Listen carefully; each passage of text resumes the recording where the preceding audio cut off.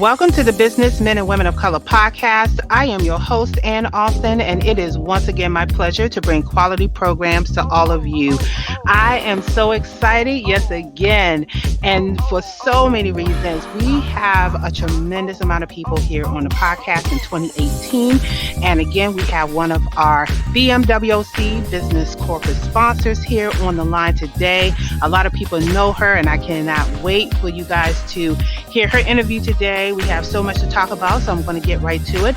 The purpose of the BMWC podcast is to not only share our industry information, but we are encouraging you, the career seekers, working professionals, enthusiasts, to understand what is going on in the trends of industry today and how it's changing and how it affects you. So be sure to visit all of the pages that you will see here on this platform. And also, please take a moment to listen to all of the podcasts, or as many as you can during the 8 weeks that this is going to be airing here on the ALSTNTEC website.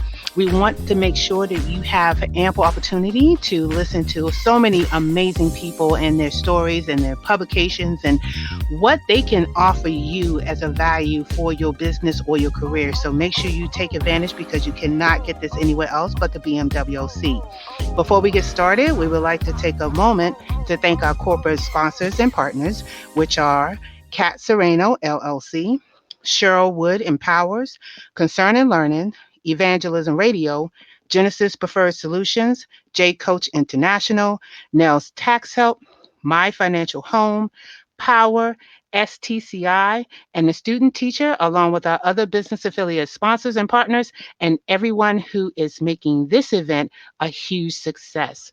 So today, as promised, we have a wonderful, dynamic, powerhouse speaker. Miss Cheryl Wood is here in the house, going to be talking to us today. And I'm going to read a little bit of your bio. If you don't know who Cheryl Wood is, you will know after you finish talking to her today, okay? So Cheryl Wood is an award-winning international speaker, author, coach, and entrepreneur. Cheryl Wood impacts audiences from around the world with her bold and audacious approach to living life. Individuals and corporations have been impacted by her relevance, relational, and riveting message of unleashing your personal power to excel at your next level. She trains audience to overcome self-limiting thoughts of doubt and fear by giving strategic steps to help them ultimately reach their goals. She is the CEO of Personal Power Enterprises, LLC, and the founder of Playtime is Over, Women in Business Conference. And she's been featured on Black Enterprise, Fox, ABC, Oz, you name it, she was there. Okay, so Cheryl, I want to get right to it. You are there. How you doing? I'm wonderful. How are you doing? I'm going to tell you, I'm super excited because, first of all, I would like to thank you again for being a corporate sponsor, to support the mission, to support small businesses and authoring, and also you are being part of the movement. So thank you so very much. My pleasure. Awesome. So in case people do not know who Cheryl Wood is, give us an introduction of who you are and how did you get into speaking? Yeah, so thank you so much for having me. I like to introduce myself from the personal perspective and the professional perspective. So on the personal front, I am a wife. I've been married to my husband for the past 10 years. We've been together for 17 years, and we have 3 beautiful children together, 2 sons, ages 10 and 11. Yes, they are 10 months apart, if you can believe that. Oh, wow. Okay. And a daughter who is our oldest, and she's 14 years old, and she's just as sweet as pie. So I'm praying she stays that way through her teenage years. On the professional front, I am an international speaker traveling all over the world, really helping to breathe life into the possibilities and the dreams and the hopes of women who have oftentimes put themselves on a back burner and really just chosen to put everybody else in front of them and then come up with excuses about why they can't live the life of their dreams and find their purpose. And so my mission is to shift that and get more women to realize that you add your greatest value to the world by sharing your unique fingerprint and by walking in your purpose. My story, so I grew up in poverty in the inner city of Baltimore, Maryland, and thought that I would be a statistic for a really long time. I didn't think I would ever, have the word success anywhere associated with who I am and what I did. And so I grew up through that environment and saw some of the worst parts of life, got out of that environment, went straight from high school into the workforce, and ended up landing a job as a legal secretary. Thankfully, I had some good business skills. My mom sent my sister and I to a vocational technical school, and that's where I learned some of my business savvy. And it was straight into the workforce, started working, and stayed there, stayed stuck, if you will, for 15 years, just stuck doing what I knew how to do. And once I became a mother, everything shifted. My priorities shifted. I wanted 3 of the main freedoms that I believe most women want: time freedom, financial freedom, and creative freedom. Absolutely. And I just wasn't able to get that in a corporate space. So it wasn't that I hated the corporate space. I just wanted freedom. And I knew that I was only going to be able to get that by creating something on my own, building my own dream. So I actually started a T-shirt business in 2009 while I was still working my full-time job. I didn't just give up my job. And because I still had to pay the bills, started the T-shirt business and would go out on the weekends and sell T-shirts at these various events. I would pay a vendor fee, get a vendor table set up, and sometimes I would sell T-shirts and sometimes I wouldn't. And I, kind of went through that whole, why am I really doing this? Mm-hmm. All I knew was I had to interrupt my norm. Because until you interrupt what you normally do, you will never experience anything different. I was just giving myself that opportunity to explore who I could become and what could potentially happen in my life. And that is truly what detoured me into speaking. So 18 months into doing the T-shirts, while still working the full-time job, I got a phone call from somebody at Morgan State University who had heard about the T-shirts. Imagine that. Wow. The thing that I didn't have a clue why I was doing it. That's the thing that ushered me into what it was that was really my purpose. So they heard about the T-shirt business and asked me if I would come to their annual women's conference and teach a session for other moms in the community to learn how to start their own businesses. And I honestly burst out laughing, and I was like, well, clearly you've dialed the wrong number. You can't possibly be looking for me, because I didn't have any experience. Never had any speaker training, didn't have any experience, and thought I felt, pretty much felt unqualified. But I really learned, to stop saying no just because you don't feel qualified, because sometimes you really have been called to do it. So I said yes, went there, and it was on that day, September 18, 2010, when I had my very first speaking engagement at Morgan State University, that I discovered that I was born to speak. And as they say, the rest is history. Wow, fabulous. That is a fantastic history, because I'm gonna tell you, I've heard so many stories about how people land into speaking, and I think for this interview will be really advantageous for you to kind of talk about for those folks, for particularly those folks who know who you are and they see that you go out there and you speak and you're very transparent. I mean, I've seen your videos where you just lay it all on the line, and there's some new speakers out there that just can't seem to do that. What would you say to those folks who want to speak like you're doing, but just can't seem to let go, or they feel a little stuck? I think it depends on where you're stuck at. So some people are stuck because they're stuck in their own mind of feeling like they're not qualified, like I did when I first started. So they might have fear that's telling them they're not good enough, they're not adequate, who would want to hear their story, their story doesn't compare to somebody else's. And so a lot of people get stuck in their own mind space of, oh, I'm not qualified, nobody's going to listen to me, my story's not valuable enough. And for those individuals, I would just say, simply start upgrading your own internal dialogue. Start shifting the conversation that you're having with self, because, it's easy to be negative. It's easy to be toxic. It's easy to fall into this thing that fear tries to push you into, this space of staying stuck and stagnant. But where you really show your true boldness and courage is in shifting that dialogue and saying something different and really unplugging and disconnecting the conversation from fear. So the more you tell yourself something, the more your mind believes it. So if you keep telling yourself you're not valuable enough, your story's not good enough, you'll never be, nobody will ever book you for the big stages, and that's what you're going to manifest. So For those who are dealing with that issue, shift your dialogue immediately and make it positive, because the thing that you focus on is the thing that expands. Okay. So in terms of technical, maybe it's the mastery. Maybe you need to master your skill set. So some people aren't moving forward and they aren't getting the opportunities because they really have not taken the time to be a student of speaking. So I tell people there's a big difference between talking and speaking. Anybody can get on a stage and talk. But speaking is a responsibility. It's an obligation, because you are speaking into people's lives. You're speaking from your own knowledge, your own experiences, your own expertise, your own failures, how many times you've had to bounce back. But you are using that to speak into somebody else's life, to speak hope, to speak belief, to speak possibility, to speak knowledge, to speak lessons into someone else's life, that's a responsibility that should be taken seriously enough to say, I'm going to invest the time, the energy, the effort, the money, whatever it takes for me to master this thing so that I'm not just good, I'm not just mediocre, I'm amazing when I get on a stage, and I truly create a heart-to-heart connection with the audiences that I get to speak in front of. So some of you just need to invest more. You need to invest more in your learning. Okay.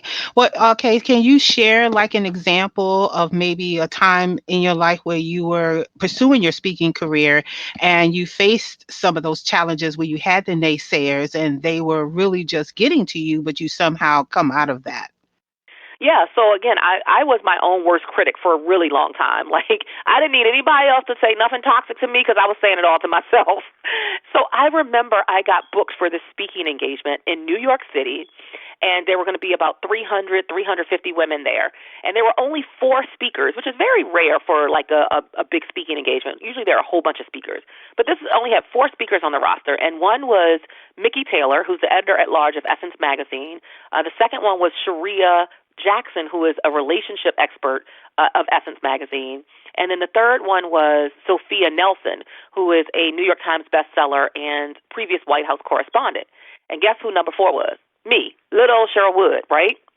So initially I was so pumped. I was like, yes, oh my God, it's such an amazing opportunity. I can't wait. And literally like in 60 seconds, I deflated myself. Because the first thing I thought was, they're not coming to see me. This is literally what I was saying to myself. They ain't coming to see me. Like, what I'm getting all excited for? Like, I'm a little rookie on the roster, right? So I'm deflating that opportunity within 60 seconds of being so energized and excited that I was selected for the opportunity. And I'll never forget, I picked up the phone and I called my assistant at the time who lived in New Jersey. And I said, hey, Nika, look, they told me I could bring my books and stuff to sell, and they would give me a table to sell, but I ain't bringing none of my stuff because, everybody coming, they going You didn't bring anything? I told her, I said, I ain't bringing nothing because I'm not going to sit there and look stupid at the table while everybody over at Mickey Taylor's table buying all her stuff and Sophia Nelson's table buying all her New York Times bestsellers. So I ain't bringing nothing. That's literally what I said. Wow. And when I hung up the phone, it was like reality check. I call it the voice of God. I'm just going to call it what it was. And it was like I could hear him loudly, vividly saying, Cheryl, I've already told you that you are good enough. I've proven to you repeatedly that you are enough. When are you going to believe it? Why do you keep questioning it? Boy, in that moment, everything shifted. It was just that awakening in that moment. And let me tell you, I put everything I had in my house up in that suitcase. Everything I had to sell was in my suitcase. Every book, every CD, whatever I had, I put in the suitcase. I went up to New York, and there was the way the schedule was mapped out. I was going to speak before Miss Mickey Taylor. So it just happened that she was on the front row as I got to share my message. And I got nervous, and fear was showing up again. And I had 18 minutes. And all I kept saying was, Cheryl, just be you. Just be the real, authentic you. Don't get up here and try to say no big words that you don't know what you're talking about now. Don't try to get fancy. This is me talking to myself. And just be you. So for my 18 minutes, I got up on that stage, and I was just authentically Cheryl. I was animated. I was dramatic. I was funny. I was all of that. I was raw, my raw, authentic truth. And I got a standing ovation in that audience on that day. And after there was a break, right after I spoke, there was a brief break before we were going to come back and hear Mickey Taylor speak. And someone came in because people were talking to me and hugging me, and somebody came and tapped me on my shoulder and said, Miss Wood, can you please come out to the lobby? Whew. You have a line wrapped around the foyer of the building. What? For people who wanted to buy my books and my products. See, and so when I say amazing. that, right, it was just imagine if I had allowed fear to keep me stuck and to really just keep me in a space of head trash instead of proving to myself that I was good enough. And that's what we've got to do as speakers. Every time we think about shutting ourselves down and shutting our own opportunities down, we got to talk back to fear. We got to unplug the conversation, and we got to move through it anyway. That is a fabulous story. I'm going to tell you. That is amazing. And what you pretty much said in a nutshell is that if you don't take a risk or a chance on yourself, nobody is going to do that. You did it for yourself. And it's Yeah. amazing what has transpired and what have come out of that one experience have turned into a huge, amazing opportunity for you going forward, right? So you've been able to Yeah. just go to Eh, so many places and speak to, for so many people over the course Absolutely. of your entire career, right? Absolutely. I mean, I got to speak last year. I got to invited to speak in India, and I got to take my whole family with me, my husband and my three Mm. kids, and that was amazing. Last year, I got to speak in London for the first time. I Wow. traveled to the Bahamas. I mean, it's so many doors have opened, but even just as important as that, a relationship that I didn't anticipate was open. So now I have an ongoing friendship with Mickey Taylor. Like, this woman wrote the foreword for my book that I just produced. She just came and spoke at an exclusive event that I hosted for the co-authors of this book anthology I just did called Women Inspiring Nations. And she came to the United Nations, met us there for an exclusive luncheon that we did. Mm. So when you open yourself up to exploring, that's why I said that earlier, like, you got to explore what's possible. I mean, it will blow your mind. You will think you know, but you will never know until it actually happens and manifests. Nice. Okay, so going to the other end of the spectrum, what are three of the biggest mistakes that you see that speakers tend to do with themselves when they're up there speaking? I know one of them is nervousness, but is there any other things that you can offer those who are aspiring to do what you do, not to do? Yeah, I think number one would be I see a lot of speakers who only give head knowledge and not heart connection. So don't just give head knowledge and no heart connection. So meaning it's great to get up and give facts and figures and statistics and data, and some people in the audience thrive off of that, but you will reach more through a heart-to-heart connection, and you do that by sharing your story. So when you don't share your story, you rob the audience of a big piece of the connection that needs to be made because they're in the audience waiting to hear something that you're going to say that's going to show to them, oh my God, you do get it. You understand the pain I'm going through because you've been through it. And they only get that when you tell your story. So I would say that, number one. Number two, I would say don't overteach. So a lot of times we want to pour so much information that people leave in a space of overwhelm. And when people are overwhelmed, they do nothing. So now you've gotten on stage and you've given them 10 points, 10 talking points in a 30-minute presentation, and they might remember one of them, maybe one. And so it's pull back a little bit and instead go, as we say, go deep instead of wide. Go deep into a few points, few talking points, instead of trying to go wide and give a whole bunch of points that nobody in the audience is going to remember. And then I think last but not least, I got to say this one. I see a lot of us new and emerging speakers compare their story to somebody else's story and really diminish the value of the impact that their story can have on the lives of people who are in the audience. Or they undervalue their expertise. So it's a combination of your story and your expertise. So they'll get on a stage, but they'll go up there and they'll, instead of being a confident competitor, they're going up almost as a rookie, feeling like an unqualified rookie, and it's demonstrated in their behavior, in their posture, in their tone of voice.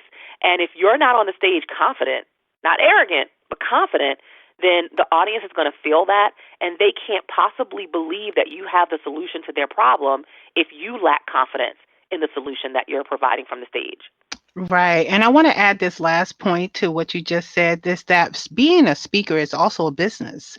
So you have to solve a problem. Just like you mentioned, you have to be able to solve a problem and relate to the person who you're speaking with in order for them to connect with you and want to have that line around the corner, right? To buy their book Absolutely. or to see them. And you definitely have to treat your speaking as a true business in order for you to really understand it and appreciate it. So I really loved all of those points, and I hope everybody have really taken note of what you said because that is a lot of expertise that you shared there. So let's get into Cheryl Wood Empowers. Talk about your business and how did you come up with the concept and, what impact have you made? I know you went to speak at different places, but what specific impacts have you made with women specifically and getting out of their head or not feeling stuck in what they're doing? Yeah, well, getting to this space where I'm very clear about who I serve and how I serve the world and what my unique fingerprint is, it was a process. I didn't know when I first started. I see so many speakers and business owners who struggle with really gaining that clarity about who they're meant to serve. And again, my greatest piece of advice is do it or figure it out through exploring and through being in movement. So it's very, very hard to shift and change and pivot when you never get started. But if you just get started, you can figure out along the way what you like, what you enjoy, what you don't do well, what you do well, how you serve well, all of that. And that's what allowed me to come up with this space where, in this space now of Cheryl Wood Empowers, because that is the bulk of what I do through my work, whether it's speaking, whether it's coaching, whether it's training or facilitating something in corporate America. It's always the end result is that I want people to feel empowered to go out and execute so that they can manifest whatever reality that they want. It just happens that the core audience that I work with are women, and that's because I'm a woman, and for so long I put myself on a back burner. For so long I said, okay, I'm going to get around to my dream. But really I was wasting time. I was creating excuses. I was allowing distractions to pull me away from figuring out what my real purpose was. And we don't have time to waste. We got to get moving. We are never promised tomorrow, none of us. And I learned that firsthand. People feel like it's cliche-ish, but for me, I learned that firsthand when my father passed away in 2009 at 59 years old, passed of a massive heart attack in his sleep. So for me, that became real quick. It was no longer just a cliche that you got to make sure every day you live it abundantly and that you live it pouring all of you out so that you leave a legacy and you impact other people's lives. And so that's my mission now, is to travel the world, not just in my own backyard, but the world, impacting the lives of other women who are giving themselves an excuse out of walking in purpose, who are convincing themselves that they don't have greatness within them, or they're simply waiting for greatness to fall in their lap. And what I know is that's never going to happen, because you never get what you deserve. You only get what you demand in life. And so I want more women to show up for themselves and to demand what they want, and then to walk powerfully and confidently in their unique greatness. And unapologetically too. Let's do Absolutely. it, not apologizing for anything that we want to achieve our dreams. And you also have a internet TV show also at Voxway as well, right? That you do I for that. do. So for a while I did a radio show, and I was traveling too far to do it, so I stopped. But I got the bug again this year and restarted my radio show. It's called Impact the World, which again is just so in alignment with what my mission is for me to impact the world, but then to really give a platform to other women who are amazing in their own right to share their unique gifts to impact the world. So we air that every Wednesday from 12 p.m. to 2 p.m. on voxwave.com. It's an amazing show. I mean, we've had such phenomenal guests just this month alone. We had Avis Jones DeWeaver, Nicole Walters, Arsha Jones. If you don't know these women, look them up. Google them. You owe it to yourself to look them up and know who they are and how they're impacting the world.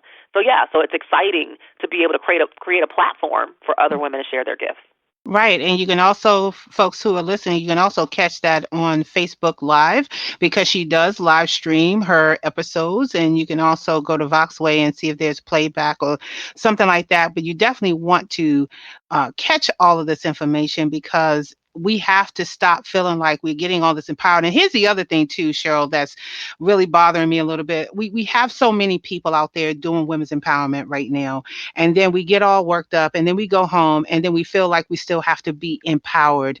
In your opinion, what is the thing that is keeping us from staying empowered once we go to that workshop or we get that speaking and we feel all energized, but we still feel stuck? Why do you think women still feel stuck and won't release to move forward? I think that's a great question. I mean, I think there's so much power in being empowered, and I don't ever want to diminish the value of that.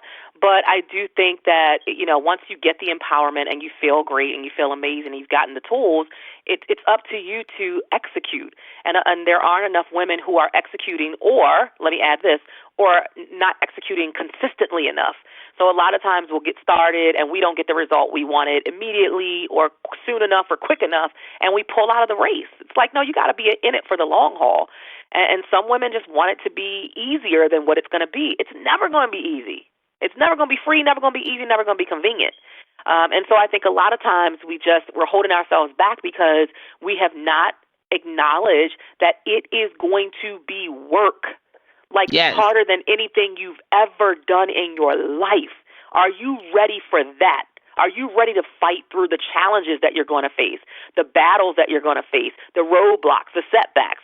And a lot of us aren't prepared mentally. We haven't mentally and emotionally prepared ourselves for some of the challenges we're going to face and the potholes we're going to fall in. And so as soon as we get started, either we don't get the results quick enough, so we quit, or we bump into a challenge or a roadblock or something we didn't expect, and we get discouraged and we fall out of the race. So it's not even that women aren't getting started. We're not staying in the race. Yeah. Well, okay, folks, you heard it from Cheryl. You have to stay in the race. We can't give up just because we have something that goes on. There's always going to be something that's going to happen that's going to go on. But I think for my passion is that I'm like you, Cheryl. I work to empower women. I think for me, it's more of keeping people in power so that they don't give up and that they don't feel like, okay, well, I'm going to have to put this on the back burner because I keep running into these issues. And I would love to work with you or anyone else to find out how can we get women to come out of that mindset, because it is tough, because they go back to their own environment and then they have to deal with what they have to deal with. And then that's when we get all like, what's the word I'm looking for? You get all flustered and then you don't want to do anything, right?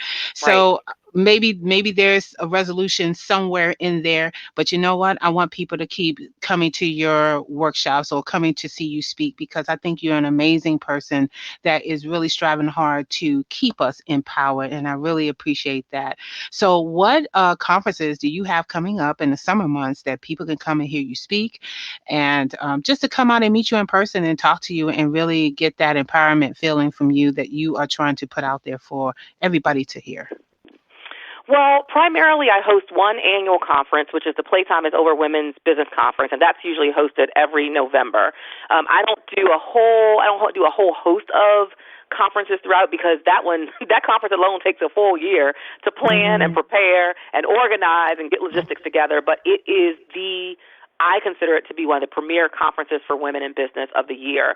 We always have amazing women who come out, successful seven-figure earners, who can teach others how to get their business started, who can teach others how to press through those challenges, how to shift their mindset about money, shift their mindset about what they're capable of. So I would say look for that. Stay connected with me through social media and look for the announcements about that for our November date.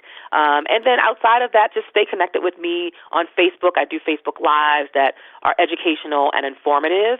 And that's one of the best ways to connect with me. We're in a big digital world now, so we don't always have to be directly in front of each other. I think that's important, but a lot of what I do is certainly aligned with the digital space and where social media has taken us. Oh, yeah. Technology is definitely taking us over the moon and back with so much further reach to people all over the world. And again, for those who are listening, this is Cheryl Wood, who is a BMWC corporate sponsor, and she has shared with us some of her greatest insights in terms of her professionalism, in terms of speaking, and what she's doing with Cheryl Wood Empowers, and how her mission, as she said, is to get us unstuck and to impact us in the way that we are moving forward. And she's not playing. She already said Playtime is over. Absolutely. So I'm gonna be looking out for that conference in November, because I definitely need to be there, because I'm like you. Playtime is over. It's time to get moving. And you know what? We really need to have that probably more than one time in a year. It is that popular. We definitely going to work with you on that one. Yeah, maybe we'll have to do some intermediate quarterly workshops or something around that. Yeah, and it's for the smallest of businesses, because I could tell you, Cheryl, there's a lot of women out there who are doing their grind and aspire to be more than what they are, and maybe being in front of those folks who can give them that information can definitely help them as well. So I want to encourage that we work together, try to do that, and really want to thank you for being on this podcast platform today and being a BMWC corporate sponsor. Thank you so much for having me. I mean, this is absolutely an enjoyable conversation. Awesome.